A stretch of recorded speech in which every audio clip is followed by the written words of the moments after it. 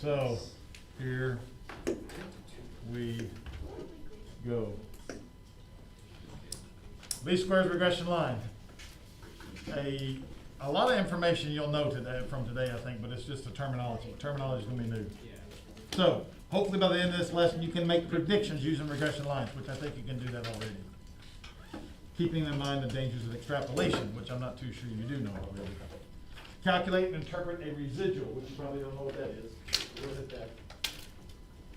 that? Interpret the slope and the y-intercept. I think you can come close to doing that by now. Hopefully you can determine the equation of the least squares regression line using technology or computer output. And then construct and interpret a residual plot. Talk about all those things. Clicky, click, click. Standard deviation of the residuals, r squared.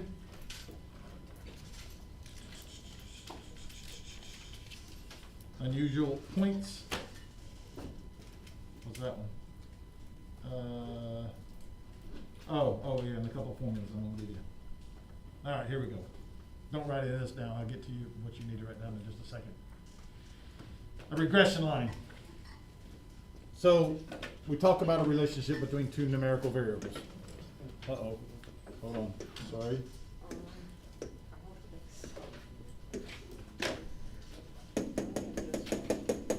Hopefully there is a positive linear relationship. Okay? So suppose there's a relationship between two numerical variables. After we plot the data, we want to see how this data correlates. If it correlates well enough, then what our big goal is to actually use that data to make predictions from it. Okay, with all that stuff, that's what we're trying to really do. So, regression line is what we're going to use. Here we go.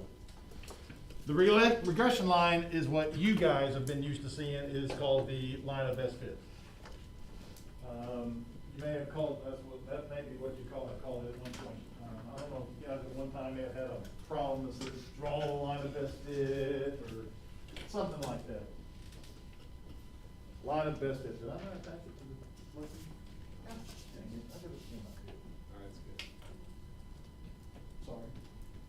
Sorry. The problem with just sketching a line of best fit is some people's lines of best fit are a little different, right?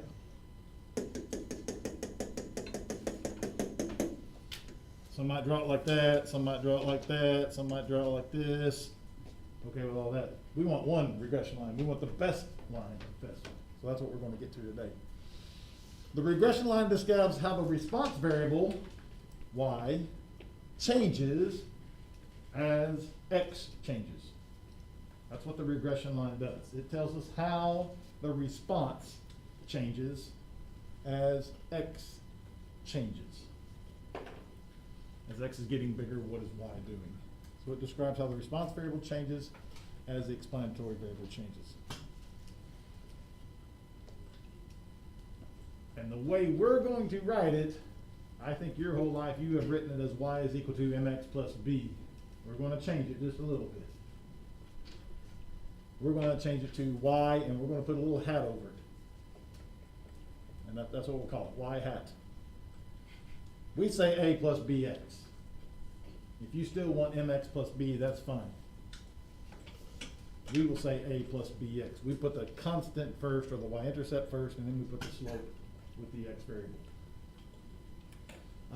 It's very possible you might see this on your calculator also. Ax plus b. And I'll show you that on your calculator also.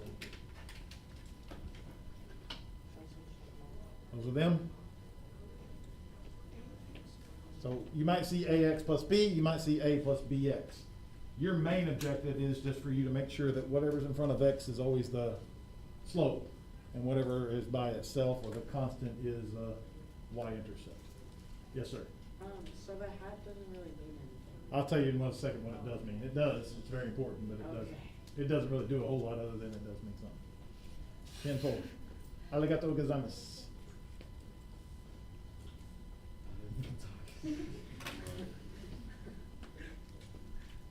Hey. Whoops. Guess my watch didn't charge last night. No. Click. Everybody good?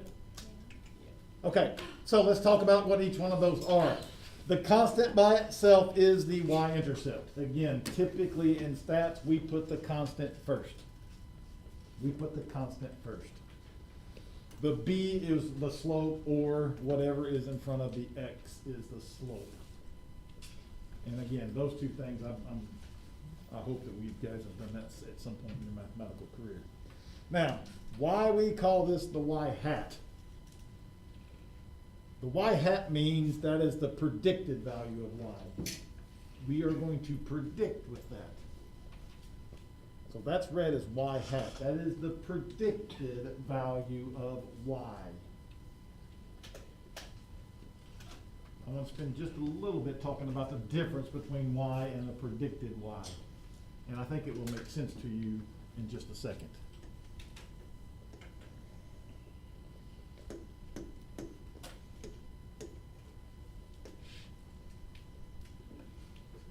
That is the xy point. Fair enough with that. If I draw the line of best fit, then this is what I'm going to use with my equation. That's what I'm going to use with that x value. That's going to give me that y there, which is not that y. Fair enough? This is the actual y value. This is the predicted value of y. So when I use the equation, I want to make sure that I'm putting a hat over it. Okay? When I use the equation, that's not telling me what the y value is. It's telling me what I'm predicting it to be. Sometimes they're the same. But more times than not, they're not the same. So that's why we use the hat. Everybody okay with that kind of? More times than not, also, we don't even use y. We'll actually use what the variable is. Same thing with x. We typically don't use x. We use what that variable is. So let's see. How about this? Height. Whoa, well, that's not even close to how you start height. H-E-I? G-H-T? Was that somebody at my door? Yeah. Thanks, Cole. You don't have to. So I'll do height with a hat on it. Height is equal to some number plus some number age.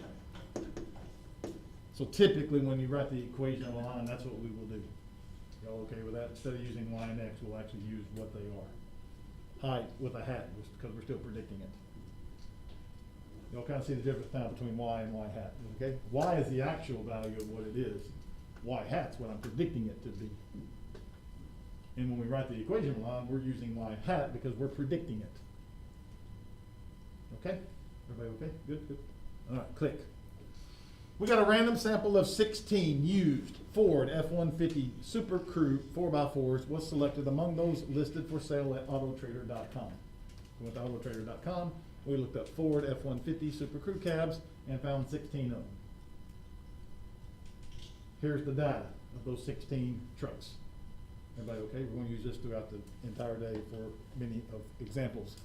Miles driven and what the price was. So we're trying to see if there's a correlation between how many miles are driven and the price. We can see if the miles start at 70, there's a 129, there's a 144. So they're kind of all over the place and there's some prices. Everybody kind of okay? Good, good, good. Here is what the equation is. So they actually said, here's the price. Hat is equal to 38,257 minus the 0.1629 miles. Y'all okay? Kind of see that? Good? And that's kind of how I would expect you guys to write it.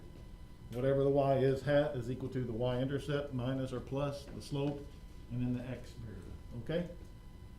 Predict the price of a Ford F-150 that has driven 100,000 miles. Can we all fairly agree that that's a pretty easy question? Because all I got to do is plug in 100,000 miles for the miles and just go to town with my little calculator, hit enter, and we got it. Everybody okay? How much work do you need to show for that? Probably none. I would probably show that and then show 100,000 right there and then probably show the answer. You don't have to show step by step by step. Everybody okay? Price hat, yada, yada, yada, yada, yada, yada, price hat equals 21,967. We could possibly do that with the graph, although it's a little bit harder and it's a little bit more of a guess. But if I would go to right here to 100,000, go straight up and come across, it looks like that's somewhere around 23,000. And if you did that, you're okay. You don't have to use the equation unless if it says use the equation. But if you want to predict with a graph, that's okay. Just make sure you draw an arrow to what you have done. Everybody okay with that though? Pretty easy question. Okay, I would expect most could do that. Can we predict the price of a Ford with 300,000 miles? Well, we could plug in 300,000 into the equation and we'll see what we get. And when we plug 300,000 into the equation, we get negative $10,613. We think there's a problem there. Fair enough? I don't think somebody's gonna pay me $10,000 for a truck. Wouldn't that be extrapolation? So that's where we're at. Everybody good? Extrapolation. Except I call it extrapolation. Because I call it extra and it's polated. I don't know. Extrapolation is when you are predicting outside of the data. Okay, when we're predicting outside of the data. If I look at each one of these miles, I don't have anything that's anywhere close to 300,000. So I don't know for a fact it's going to continue in that same trend. It's kind of like your height. If you track it for your first 5 or 6 or 7 years and then try to predict how tall you're going to be at 40, you're probably going to be wrong. Because I don't think it's going to be linear. In fact, at some point it curves and then I guess at some point it starts going downhill. I don't know. Hopefully I haven't quite got there yet. But extrapolation, predicting outside of your data. Do statisticians do this all the time? Absolutely. That's why we're doing it. But we don't always know that it's going to continue in that same trend. Such predictions of doing this are not always accurate. Not always accurate. Okay, everybody good with the word extrapolation? Extrapolation.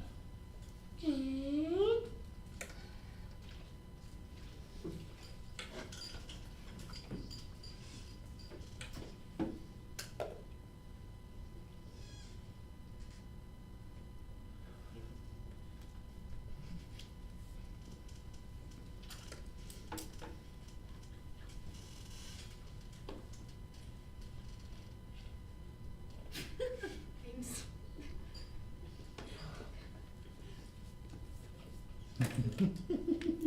Sometimes it doesn't pay yourself front.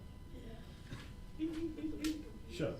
We'll get a haircut. I really did, not that long ago. I'm being serious. You got took. No, Click. my mom made me before picture day. Don't make predictions using values of X that are much larger or much smaller.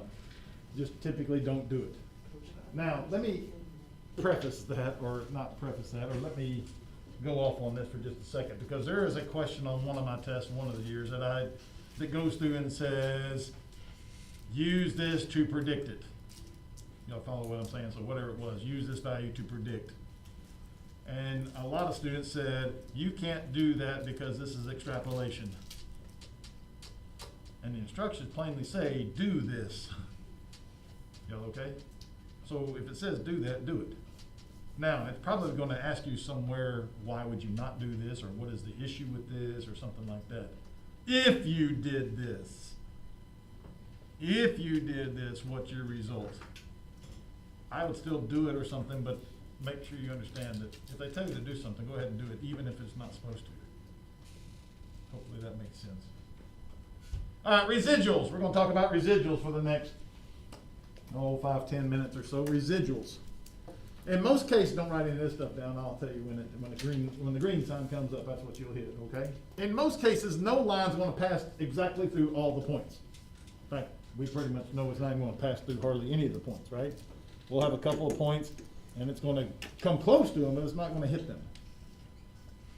Because we're using that line to predict the Y value, then I'm concerned with that vertical distance between what the actual value is and what the predicted value is. What the actual point is and the predicted point. That's the point I'm concerned with. Because we know we're off a little bit on that. Okay? So that's the vertical direction of the scatter plot. These vertical distances are called residuals. So that's what a residual is. It's the vertical distance, not the horizontal distance. It's the vertical distance from the actual point and the predicted point. A residual. Not to get our hopes up, but numbers are really close for us getting to read of these things. I don't know if y'all looked, but I just looked. They gave us a threshold. If it gets there, we can get rid of them, and we're just above it. What's that? I think it's at 30. Isn't it 29? Is that, huh? Isn't the threshold 29 of what? Yeah, In some, Bentonville? it's somewhere. It's just some website that you go to and you look. Oh. Again, I don't wanna get your hopes up, but mine are up freaking high right now, so I wanna spread this happiness. Y'all okay with that distance, right? It matters if it's above or below. So if the point is above, that's a positive residual. If the point is below, that's a negative residual. So the subtraction matters, and that's why I like to say the actual point. Look what I did here. See how that's bold? Minus predicted point. Oh, look at that. Look, see what that does? AP, yeah, that's what class this is. Isn't that cool?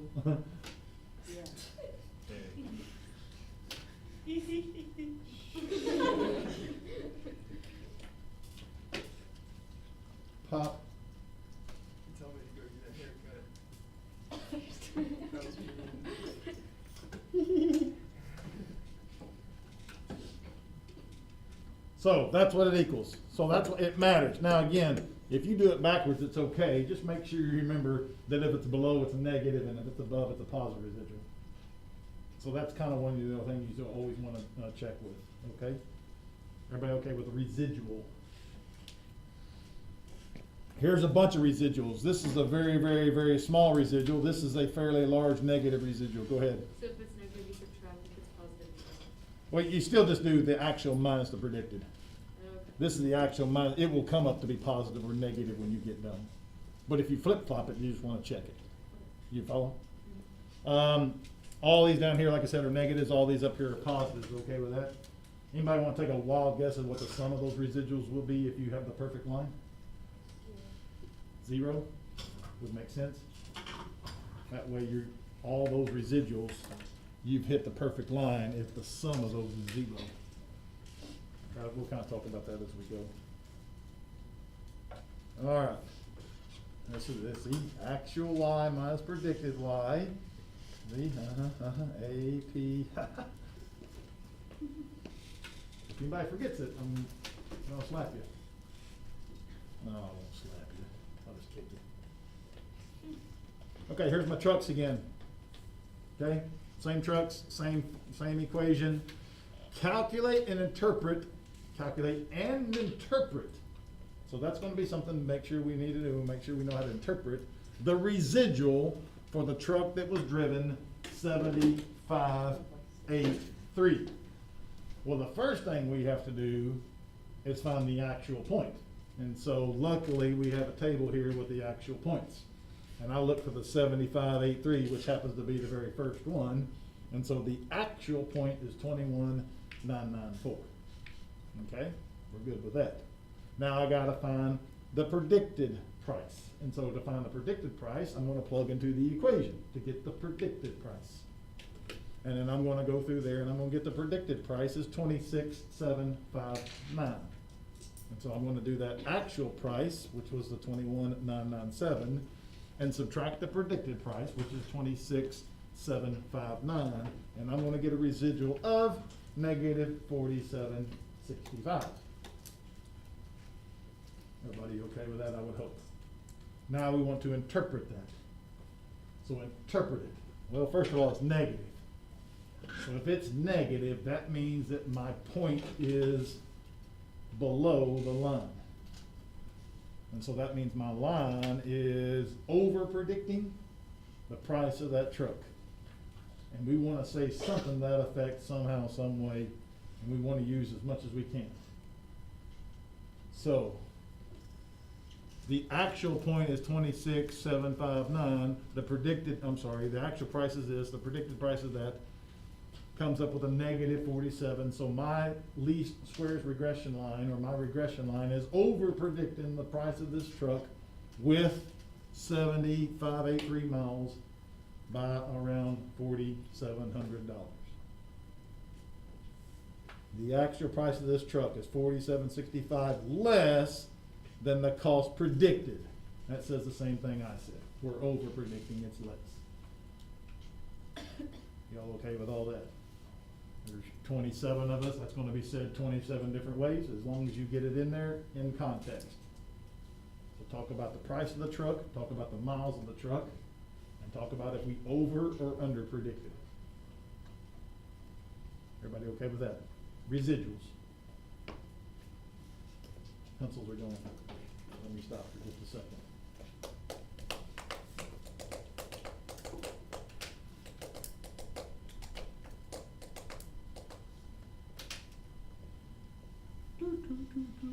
Any questions about residuals?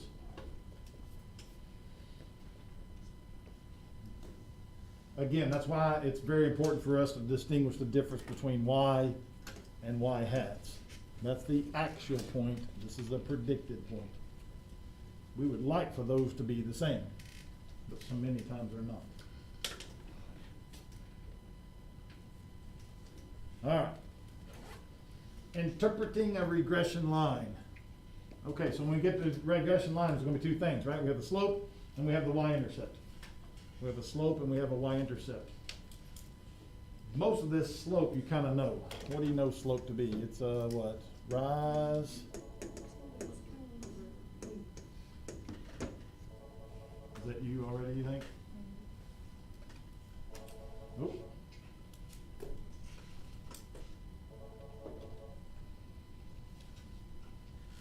Yes.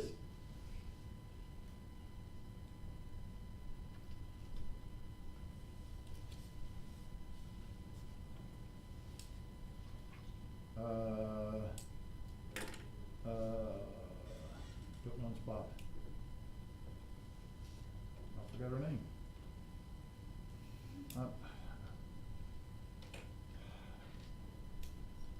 Lana Etheridge. Yep. Etheridge. Lana Etheridge. Or Stephanie Mayhall.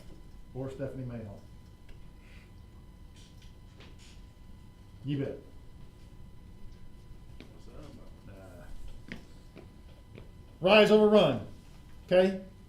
This is always, let's see, this is Y value. Very good. Run is X value. Y'all okay with that? You guys have always done slope your whole life. It's maybe 2/3 or 16, 17, something like that, right? In stats, we're always decimals. They're always decimals, so the run is always going to be 1. Fair enough. We're gonna make it a little bit easier. The run is always gonna be 1. So when we interpret the slope, we're going to say the predicted Y. Use the word predicted. The predicted Y, and we're going to use in context. Every time we use that, we're going to say it in context. So the predicted price of the F-150 4x4 truck goes up or down. And how are we going to know if it goes up or down? Depending on if the slope is positive or negative. By whatever that value is.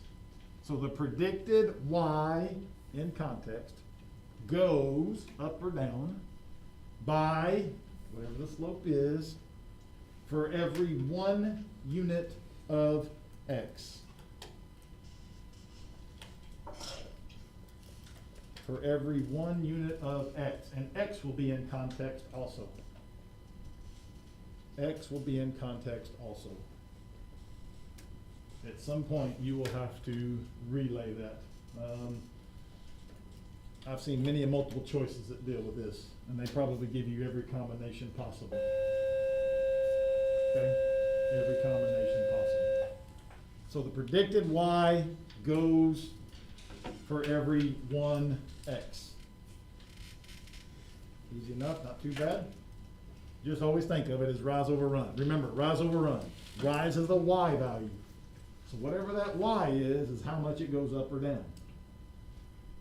The X is always going to be 1. So whatever the X is, it's rise over run. And we're always going to run 1. We're always going to run 1 in AP stats. Because we're going to make them decimals. All right, interpret the y-intercept. You probably can do that already because the y-intercept is when x is 0. A lot of times, that's extrapolation. Fair enough with that? A lot of times, that's extrapolation, so be careful. But basically, the predicted price of y when x is 0. When x has 0. And again, a lot of times, that's going to be extrapolation. Many times, it's not going to mean much also.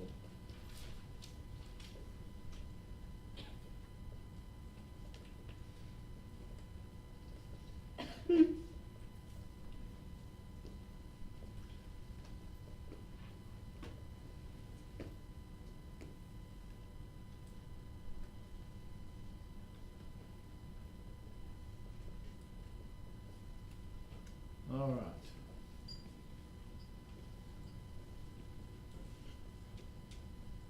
Y'all ready to go to my F-150s and interpret the slope and the y-intercepts for my F-150 4x4 trucks? Many of you not ready yet because there are a bunch of pencils we're still going.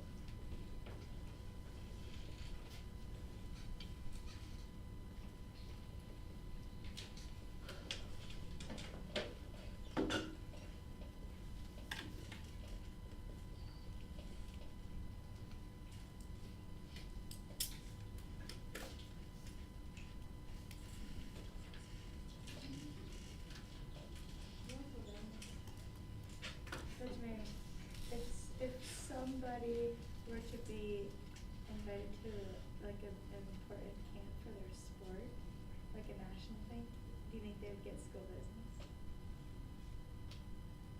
No, probably not. No. Really? Yeah. Just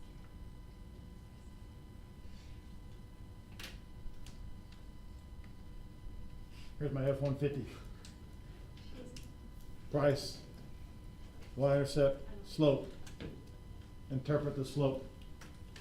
So, we would say the predicted price. Again, it's very important to use the word predicted. That's something that they're going to look for sure. The predicted price of the F-150 Super Crew 4x4 goes down 16 cents for every mile driven. Easy enough? Not too bad. The predicted price of used F-150 goes down by 16 cents for every additional mile the truck has been driven. That's pretty close to what I said. It's close enough. Okay? Does the value of y-intercept have any meaning in this? I think that's kind of a trick question. What's the price of a truck that has a y-intercept of 0? 38,000? Does that seem too outlandish compared to the other trucks? They say it's okay. I think it's still extrapolated. Fair enough? too high up. I don't know. There were some that were more. I would have to go, so we'd have to have a little bit more information, fair? I would kind of make sure I'd see the graph and what it's touching and all that kind of stuff. They say the predicted price of a used F-150 that has been driven 0 miles. But if there's 0 miles, I'm not sure if you're used anymore. But I think we're trying to just make too much out of it. I think we're trying to read way too much into it. I think if that number was 200,000, I think it would be extrapolation for sure. But because it's 38,000, and I have the data from all that other stuff, I don't think it's too outlandish to think that that would be the cost.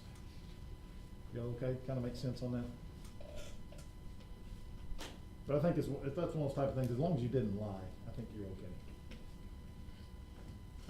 When asked to interpret the slope of the line of slope, it's very important to include the word predicted.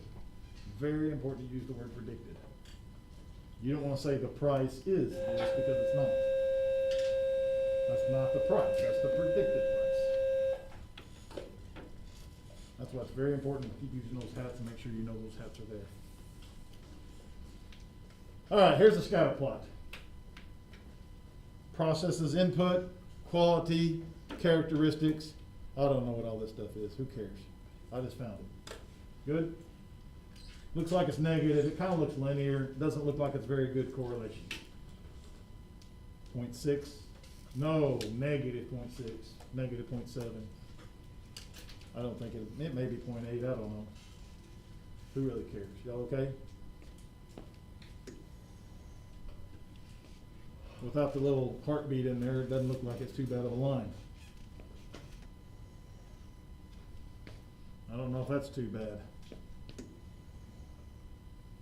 That's probably not real great. Y'all okay with all these different lines? Click. There are many different lines we can use to model the association of a particular scatter plot. A good regression line makes the residuals as small as possible. So that's our goal. Our goal is to make the residuals as small as possible. A regression line we prefer to use is the one that we're going to call the least squares regression line. The least squares regression line. Break each part of that up. Least, small. Squares, squares. Regression, regression. Line. So it's the least of the sum of the squared of the residuals as small as possible. That is the line that makes the sum of the squares of the residuals as small as possible.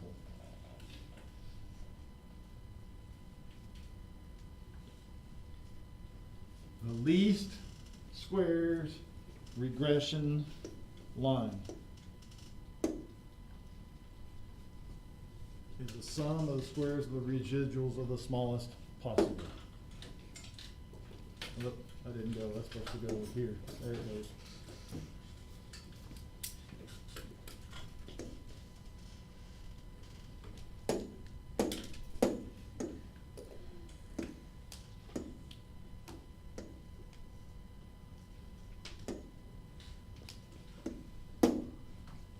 Everybody okay with that? Scatter plot? That's probably not the best line. Show the sum of the squares. Right now the sum of the squares is 9.81. Y'all fair enough? And I can manipulate this to try to make those go smaller. There, see that jump down? Well, now let's go back up. Now I want to move the y-intercept. Oh, now it's going way up. Now I can go the slope back down. Uh-oh, go down. Oh, there, well, I went pretty low there. 8.95. Fair enough? Can I see all that stuff? I think it's still probably not the best one. There's the best line. I was pretty darn close, though. Fair enough? That's the line we're looking for. It's the one that has the absolute smallest sum of the squares of the residuals. And that's why we call it the least squares regression line. You can abbreviate least squares regression line as LSRL. Perfectly acceptable in AP language, on the AP test, on my test, on anything. If you type in or write down LSRL, everybody knows you're talking about the least squares regression line. And that is the smallest of the sum of the squares of the residuals. We're gonna ding real close, aren't we? 54? Beautiful. Let's go eat.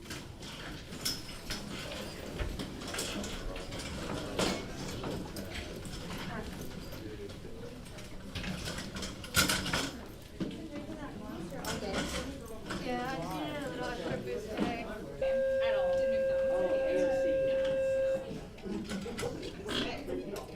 forgot about AOC.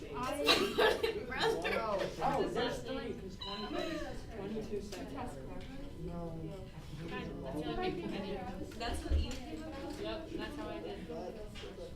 Alright. Why is it like something that really gets out of their makes Okay, just before we left, we were talking about the least squares regression line and how it's calculated. Here we have the miles driven and the price. We can see the line of best fit goes through here, or the least squares regression line.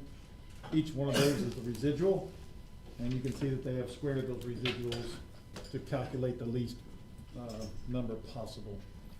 Anyway, all right, residual plots, the next thing we want to talk about. Residual plots. They are exactly how they sound. They are plots of the residuals. Rather than X versus Y, it's going to be X versus the residual. So this is going to be a really, really small residual. This will be a negative one. This will be a positive one, and you'll kind of see it. You don't need to write any of this stuff down. In fact, I was going to skip it. Residual plot is just what it says. It's a scatter plot that plots the residuals versus the explanatory variable, or versus the X.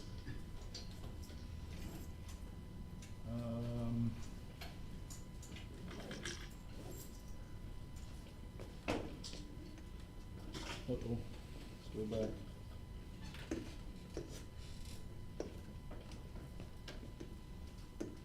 Or the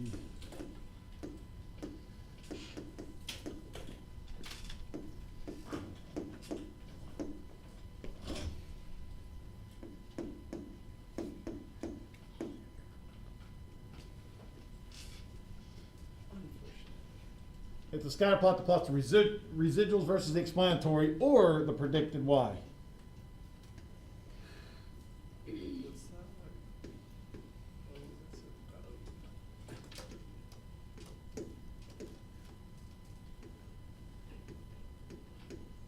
that's That's not too bad.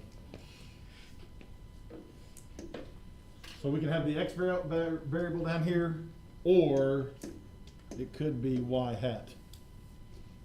Those residual plots look exactly the same. They look exactly the same. In fact, exactly. Not even close to being different.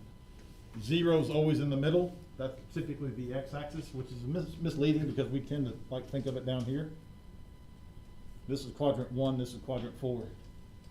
Because you have negative residuals and positive residuals. So really the line's not really down here anymore. Oops, I can't erase with 2 fingers.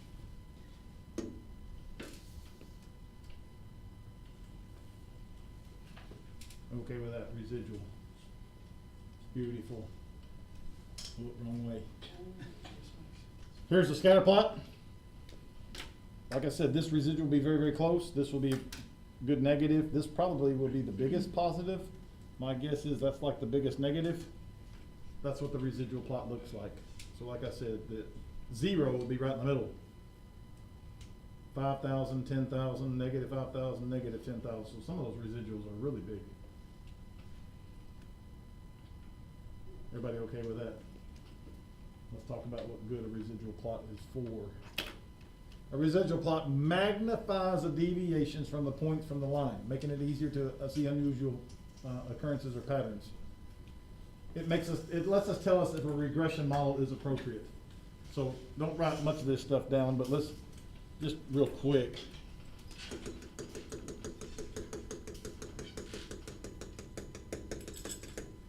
Y'all okay with easily that not being linear?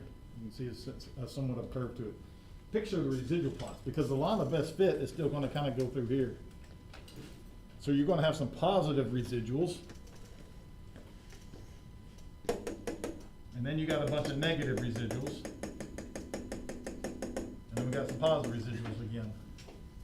So the residual plot's going to make it a little bit easier to see if the original set was linear or not. Kind of makes sense there. As we go through this, hopefully that helps you.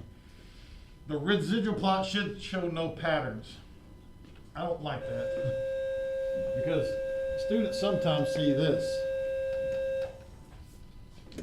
A bunch of close ones, and then as we get further away, they get bigger. Y'all okay with that? That's a pattern, but that's still okay. If you picture this as a scatter plot, we just got them really close to the line and then they're just getting further away from the line. It's not a curve pattern. So the residual plot should show, how about this? The residual plot should be scattered. The residual plot should be scattered. I like that a little bit better than no obvious pattern. The residual should be small. We knew that already.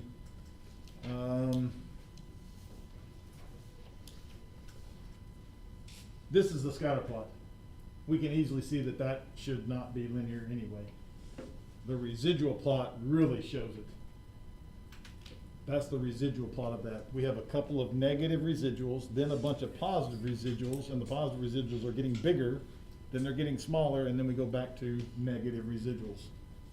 Have a couple of negatives, positives are getting bigger, then they're negatives, and then they become or negatives again. Kind of see that? The residual plot shows it a whole lot easier than the scatter plot does, although this scatter plot's pretty darn obvious. Notice that the residual plot will actually say residual along here on the Y. Okay? All the residual plots we see have the X down here, because that's easier to graph. Everybody got what they need so far, other than the interpretation of it?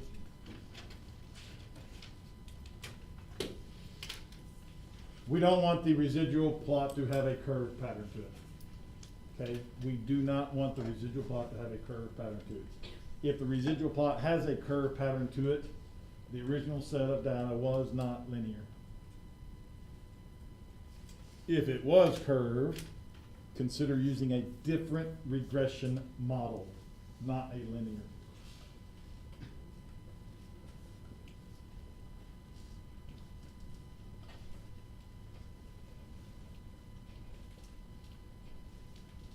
Okay. Biggest thing about a residual plot is we want it scattered. If it's not scattered, we have issues. Okay, we have issues with residual plots when they're not scattered.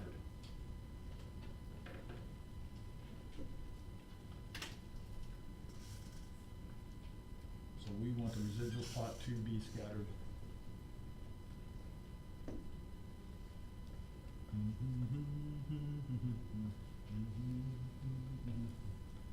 Good lunch?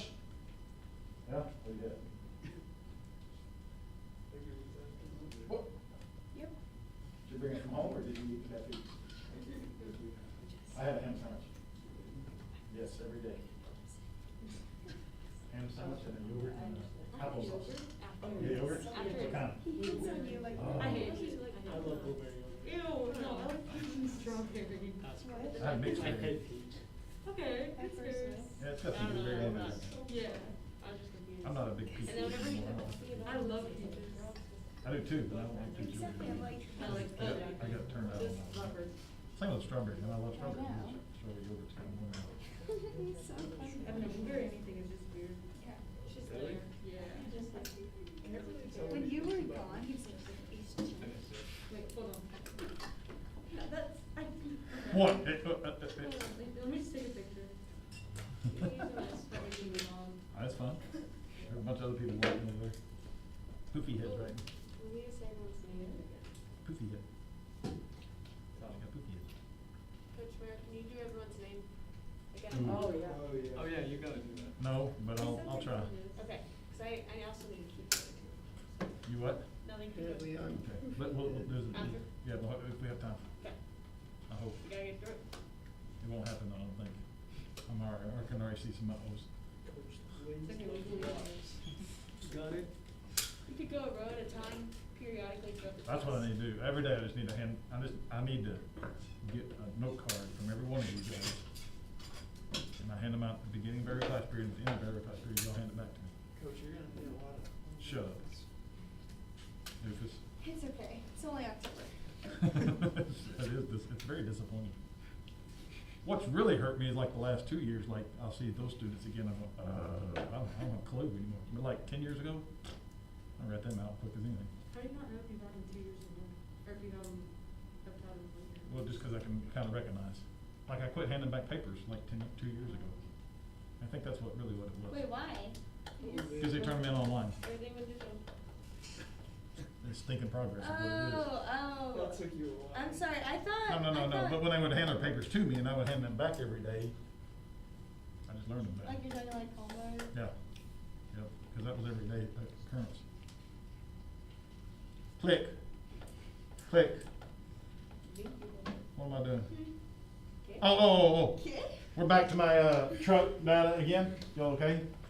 This is the residual plot of that, y'all can see how it's nicely, scattered throughout. We have some positive, we have some negatives, and they go throughout the entire thing.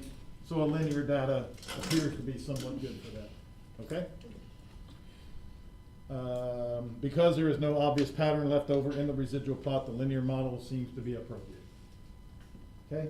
It's just one of the many things we look at. Okay, we're gonna look at two more things. One of them is S and one of them is R squared. More definitions, more terminology. Here we go. Don't write any of this down. This is gonna be common sense here. We're going to measure how well those residuals fit on that line. And so I don't wanna look at each individual residual. I wanna look at all the residuals. Kinda makes sense there? And the average of all those residuals is the standard deviation of the residual distance. Kinda follow that? Because it's kind of what that's standard deviation of the mean is how far away a typical value is from the mean. Well, the standard deviation of a residual is typically how far a residual is from the line or from the predicted line. So that's what the standard deviation of the residual is, flat out. The standard deviation of the residual measures the typical distance or the average distance between the actual value and the predicted value. That's what it is. That's what the standard deviation, and it's S, it's just a little s. That's not a plural or anything else. It's the variable s. I should have put 2 little dashes or something right there. The standard deviation of the residuals is just a little s. Measures the typical distance between the actual value and the predicted value. It's the average of all those distances. Okay? What do we like? We like little residuals or big residuals? Little, right? Little residuals mean those points are really close to the line. So we want the average of those distances to be somewhat small. And if the averages are small, then we typically know that most of those points are really close to the line.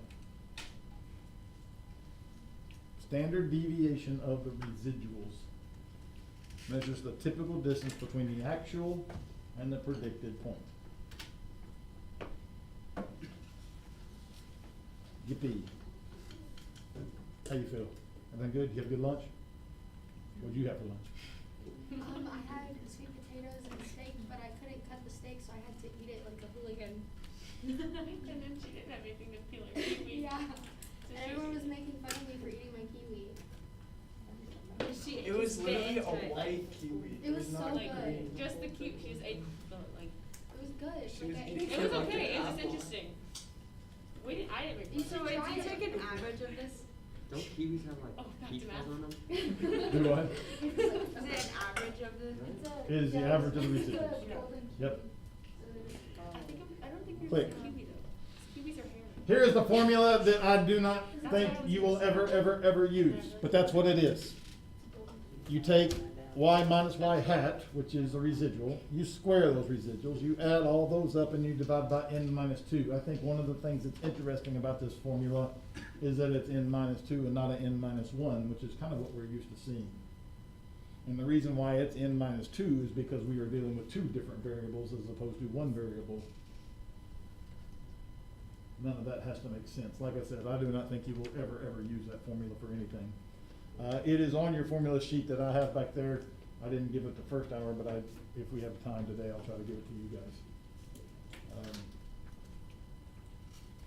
Like I said, I don't think I've ever had a student use it for anything. But it's the sum of y minus y hat squared divided by n minus 2 square rooted. Okay, everybody okay with that? All right. This one's brutal. But if you do as good as first hour, you guys will be okay. The next one we want to talk about is called the coefficient of determination. The coefficient of determination, and that variable is r squared. Coefficient of determination, which is r squared. And yes, it is the square of the correlation. If the correlation is some value, then the coefficient of determination is r squared. Measures the percent of variability. Measures the percent of variability in y. And I put y's in the little quotes because that means it should be in context. Measures the percent of variability in y that's accounted for by the LSRL. Measures the percent of variability in y that's accounted for by the least squares regression line. If you guys have that memorized, you'll be good as gold. What does it actually tell you? I'll try to explain that in a second. Measures the percent of variability in y. Here's the first thing I want to make sure you guys know. This is called the coefficient of determination. Sometimes they will ask for it in that terminology. You've got to correlate the coefficient of determination with r squared. Okay? Correlation, we call it the correlation coefficient. If you guys can remember that. Correlation coefficient is r. This is how I remember it. But remember, I'm weird. Correlation coefficient. Fair enough? That's c squared, which is not r squared. Huh. That's r. The coefficient of determination is r squared. Somehow or another you gotta associate those. I wish there was some easier way for me to try to remember something, but that's all I can do. He's I know. saying that Since it's c squared, it's not r squared, it's just r. That's terrible. I know, but it's the best I got. I'm just gonna remember that it was like a really bad. Well, you guys are smarter than me, so. What is so weird? Wait, can we just not memorize it with different words? I mean, that would be easy to do too. But in May, you're gonna forget. That's good. Why don't you just delete determination?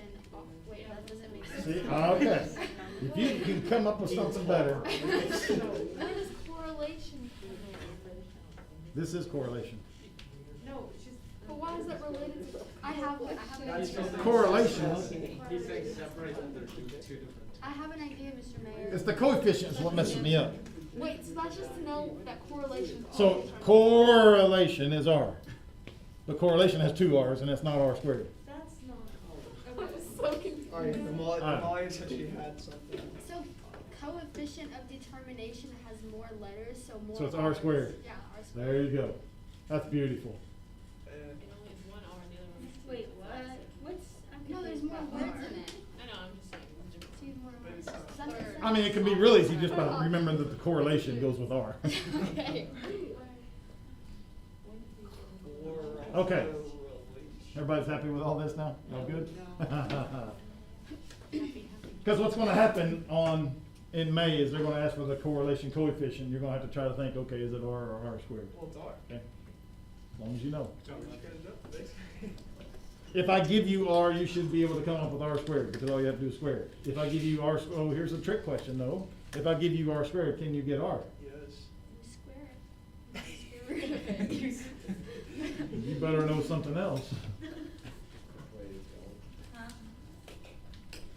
Because Oh, it's plus or minus. this can be plus or minus, right? How do you know if it's plus? If it's not. If the slope is plus. You know r is negative if the slope is negative. Fair enough? That's one of those that they like to get you on. So they like to give you the coefficient determination and ask you for the correlation coefficient. And so you have to take the square root of it, but in order to determine if it's positive or negative, you need to know if the slope is positive or negative. Okay with all that? The slope of the correlation or the regression line? The regression line. The correlation doesn't have a slope, Oh, right. but the sign of the correlation goes the same with the sign of the slope. Everybody okay so far? Good? Percent of variation, you gotta use those words. It's the percent of variation in Y. You gotta use those words when you're talking about R squared. Now, what actually is R squared? I'm gonna side note over here for just a second. Let's say that I wanted to predict how much a home costs in Bentonville. And I don't know anything at all. I don't know anything at all about the home. All I want to do is try to predict the home in Bentonville. Any idea how I would try to predict that?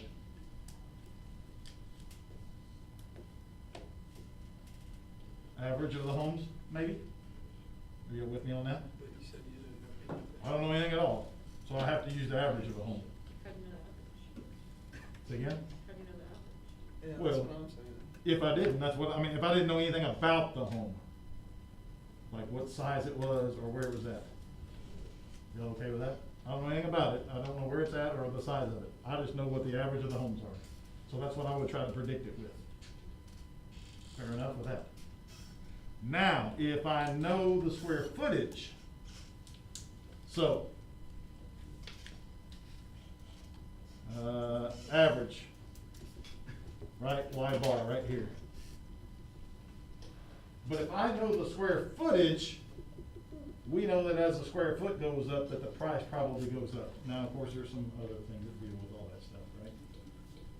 If I know the square footage, now I can use Y hat to predict it. Okay with that? This is gonna be more accurate than this. This is gonna hit it somewhere around here, but the bigger homes it's gonna be way too under, and the lower homes it's gonna be too high. Okay with all that? When I use this line as opposed to this line, that's the percent, or that's the coefficient determination. That's telling me I'm that much more accurate. So if the coefficient determination is something like 0.78, I'm 78% more accurate for using this than by using this. Does that kind of make sense? Again, you don't have to know any of that stuff as long as you know it's the percent of variability in Y. And what it is, it's that percent of variability that I removed from guessing at the mean compared to actually knowing something else about the home. R squared tells us how much better the LSRL does at predicting the values of Y than by simply using the mean of Y. That's what it does. Again, anytime you're asked about the coefficient determination, it's the percent of variability in Y, explained by the least squares regression line. And if you put that, you will get it right every single time. If you don't know this, it won't matter at all. It won't make a heck of a beans on any grade whatsoever. Any question about the coefficient determination? We want that percent to be fairly high. Think about it. If the correlation is 1, that's perfect, right? And if you square 1, you're going to get 100%. We're 100% more accurate than we were if we used the mean line. If it's 0.9, we know that's fairly good. R squared will now be 81%. 0.8 is still fairly good. Now this is only 64%. So we want that to be high also because that correlates to a high R. Bless. From the formula that you don't care about because you will never ever use it, that's it. A residual squared divided by the mean, the difference in the means. Residual is Y minus Y hat. The means is Y minus Y bar. And you're looking at the difference between those. Or the ratio between those. Again, you will never, ever, ever use that formula.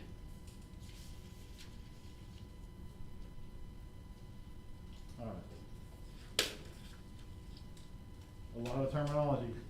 We're getting better. We're still not quite done. We're getting close. Click. This is my truck data. S is 5740. R squared is 0.66. S is 5740. R squared is 0.66. Interpret the value of S. S is the standard deviation of the residuals. So, the difference between the actual value and the predicted value on the average is somewhere around 5740. The actual price of a Ford F-150 is typically varies about 5740 away from the price predicted by the least squares regression line. Fair enough? Interpret R squared. 66% of the variability in Y, which was what, the price of the truck. 66% of the variability in the price of the truck can be explained by the least squared regression line. 66% of the variability in the price of the F-150 is accounted for by the least squares regression line of X being miles driven. Make sure you define both variables.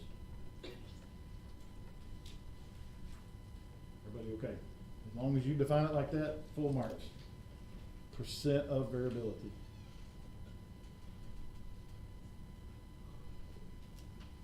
Some people are writing. Yippee!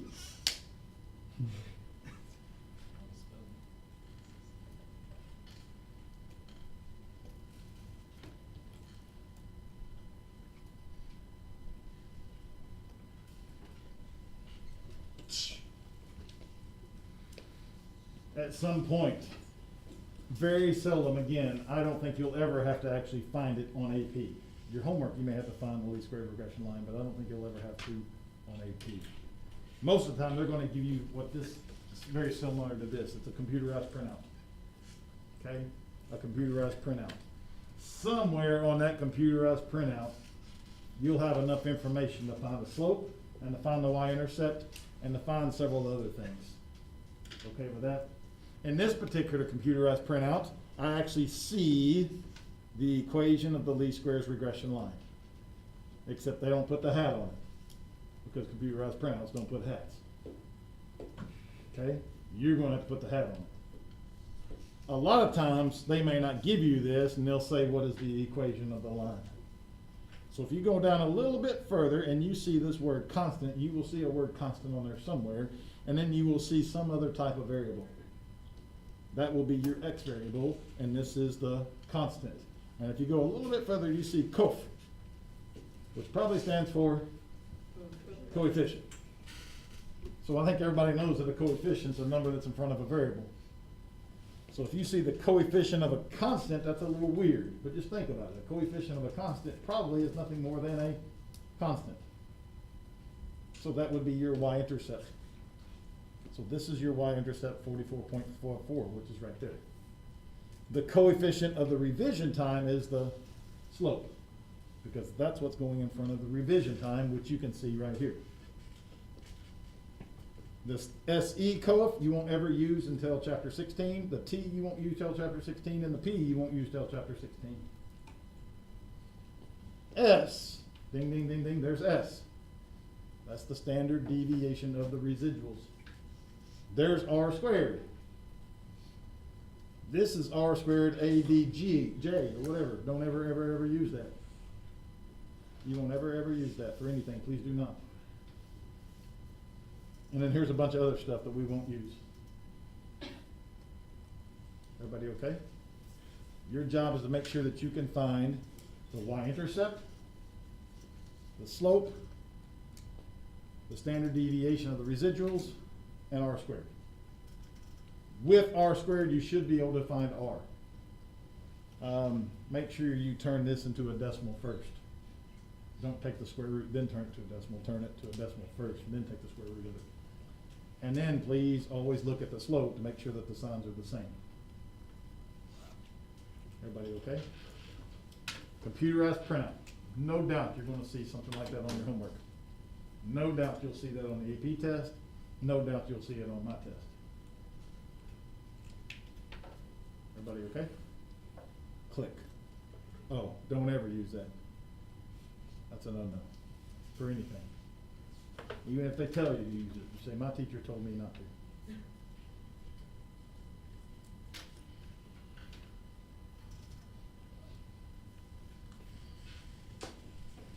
Okay, two formulas you will use. You don't have to have them memorized, they were on your formula sheet. We already know that y hat equals a plus bx. So if we're asked to find the equation of a line, we need to find two things. We need to find a and we need to find b, because y is a variable and x is a variable. Fair enough? So we need to find a and we need to find b. And on your formula sheet, it's written just like this. So you should know that b is the slope and a is the y-intercept. And the first formula you're going to be given, just very close to it, it says b is equal to r times the standard deviation of y over the standard deviation of the x's. So there's how you find the slope. B equals r s sub y over s sub x.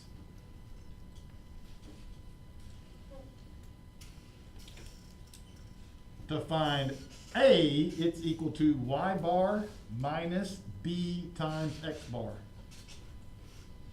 Again, those two formulas are on your formula sheet, so you will not have to have them memorized. But anytime they give you some summary statistics and you need those things to find it, that's what's going to end up happening.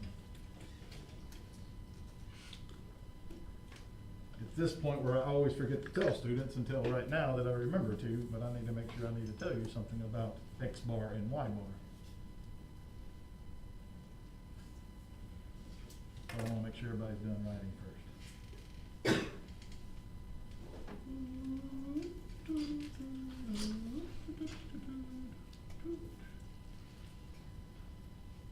Anybody in band in here? You in band? What do you play? I'm on the drum line. You're on the drum line? Yes, sir. Oh man, you guys kick butt. You do that little thing right at halftime too? Yeah. Are you part of that? Yeah. Ooh. That gets me jacked up. I'm ready to go play after that. Are you so excited for homecoming? Oh yeah? I said, are you? Oh, me? Oh, whatever. It's not my homecoming, It's fun though. but. Okay. You know, just. Think back to pre-algebra, algebra 1, and maybe even a little bit of algebra 2. In order to write the equation of a line, you gotta have two things. Fair? You gotta have a slope and a point. Remember that? So if you wanna find the y-intercept, you better have a slope and you better have a point. That's what this is. This is the slope and this is a point. So this is what I'm in to make sure you understand, because this does a horrible job of explaining it. It's always telling me that no matter what on my scatter plot, my line of best fit will always have x bar and y bar as a point. My line of best fit will always have x bar and y bar as one of those points. It's something that's a little interesting about that. X bar and y bar will always be on my line of best fit. And in fact, it's going to be right there in the middle of that. That's where the pivot point is. X bar and y bar. And that's why I can use this formula. Because once I find the slope, then one of the points that's on my line is x bar and y bar. Y'all okay with that? Click. All right. Oh, this is cool. What do you think about that scatter plot? Look good? Sure. What about that one? Looks good, but it looks horrible to be linear. Fair enough? What about that one? Looks real good except for that one oddball up there. Okay with that? Look at that bad boy there. So I got 4 different scatter plots here. Fair enough? What's really, really, really interesting about all 4 of these scatter plots is they all have the exact same equation as their line of best fit. Not only do they have the exact equation, they have the exact same correlation. All 4 of those have 3 plus 0.5x as their slope, 3 plus 0.5, and all 4 of them have a 0.816 as their R value. So they all four have the same R squared value. Interesting? Why am I showing you this data? I actually have this data somewhere. You can punch all of it up and see it. Anytime you're given an equation and you're given R, that shouldn't tell you what the line looks like. Fair enough? Correlation and regression describe linear relationships. They describe linear relationships. And when it's not linear, they can still describe it. And sometimes they still give you good information, but it doesn't mean necessarily that it's linear. It doesn't necessarily mean that it's a great prediction. I don't think it's a great prediction for this one. I don't think it's a great prediction for this one. This one's not too bad if we got this one weird outlaw. This one is not too bad. But guess what the residual plots look like for these? This one looks horrible. This one, you're going to have a whole bunch of negatives and one positive one. Fair enough, you'll kind of see it, right? Because that line of best fit's going to come right like through this. So you're going to have a whole bunch of negatives and one positive residual. Just be careful of that. I about decided to poopkin this high leverage word. I've only used it for the last 2 years, and I can't see the difference between high leverage and influential, but we're gonna go with it for right now. Maybe it's on your homework, I don't know. Maybe your homework will help us decide. High leverage have a much larger or smaller X value than the other points in the data set.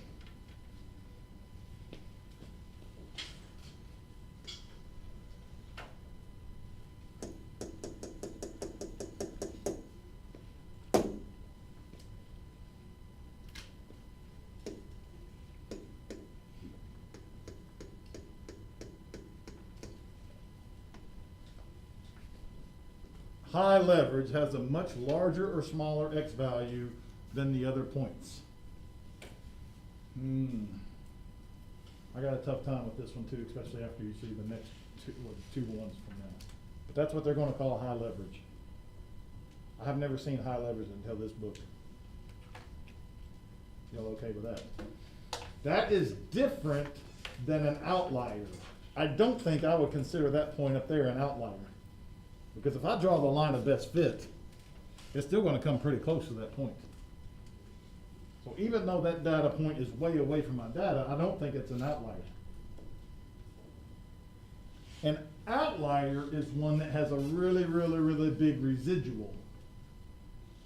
An outlier is a point that has a really big or really large residual, positive or negative. Talk to me. How do we find outliers with this? We just gonna look. We're just gonna look. There is formulas, but we don't have to do it with AP stats. Fair? Yeah. You're just gonna kind of estimate. We consider this one to maybe be a possible one. So a large residual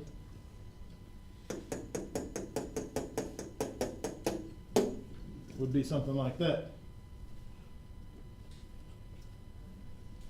Okay, not necessarily away from the data, it's still within the data, it's just, it doesn't look like it fits with it. It has a larger residual compared to the others.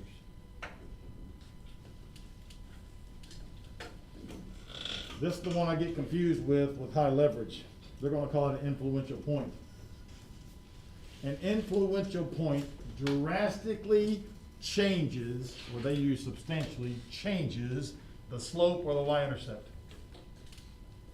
It substantially changes the slope or the y-intercept, the correlation or the coefficient of determination, or the standard deviation of the residuals. Something that's going to drastically change all of those things is considered to be an influential point.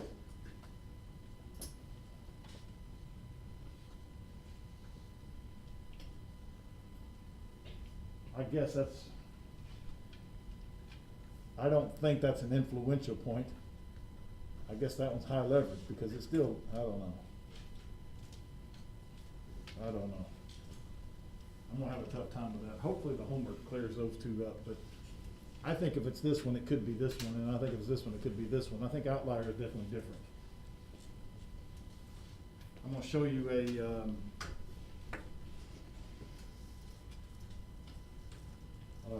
you call it, on the internet, where I can play around with the dots, like again. Activity on the internet, I'll kinda show you a little bit what the difference is between the two. Y'all see this scatter plot here? I got two child that I'm concerned with, child 18 and child 19. Child 19 is definitely in outlier, because that's a big residual. Child 18, I think they're gonna call him high leverage, but not necessarily influential.